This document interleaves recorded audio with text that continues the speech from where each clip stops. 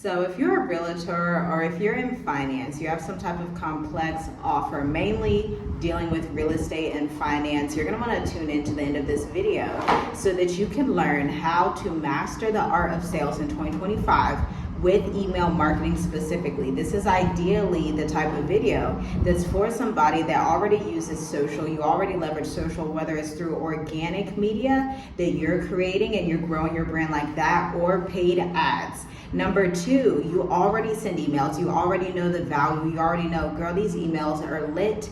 But you also know it's time to scale your email marketing, because with email marketing, we have a few different elements to it. Obviously, you have the creative, which is the copy, the writing that you do for those emails. Two, you have the actual calls to action and the retention analytics that you need to test. This is where something called A/B testing comes into play, where you can see which call to action works best for your specific business, for your specific audience at a specific time. That's the wonderful thing about marketing. Maybe for you it's annoying, but for us marketers, the wonderful thing is that times are always changing. What worked 3 months ago may not work in the next 3 months. What worked 6 months ago may not work in the next 6 months. And so that's why we're constantly A/B testing to see which subject lines, which calls to action align with your audience. Number three, we have to think about your graphics. Are you adding any media? If you're in real estate, you definitely, of course, want to add those open houses you're having, all of those things. If you're in finance, you can add testimonials, pictures of yourself with your team, whatever it is. I don't want you to get too stressed out about the graphics, to be honest, unless you're trying to promote some of your houses. But if you're trying to just promote booking a call with you, I want you to actually focus on the core message that you are duplicating and disseminating into the world. Because although dealing in real estate, people love seeing the houses and all that, but if you're just trying to get this person to contact you, actually, I'm gonna give you an example. I live in Mauritius, Africa. It's like a luxury real estate destination, and I've been looking at property to purchase with my husband and my family, okay? Investment properties.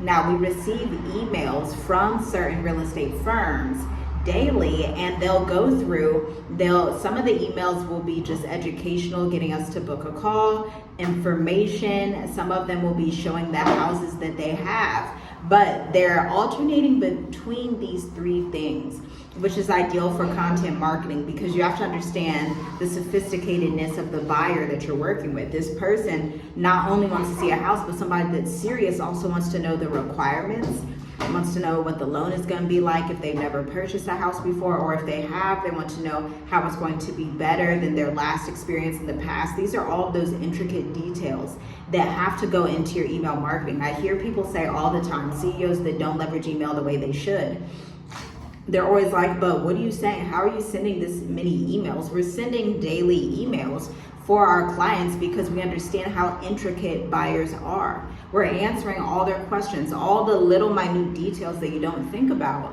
need to be said and need to be written in that email copy, okay? When we were looking at houses here in Mauritius, the actual agent for this firm was showing us the step-by-step breakdown, and he did it via email, not adding extra photos, not adding all this extra stuff, literally writing an email, breaking down the process to acquire property in this country.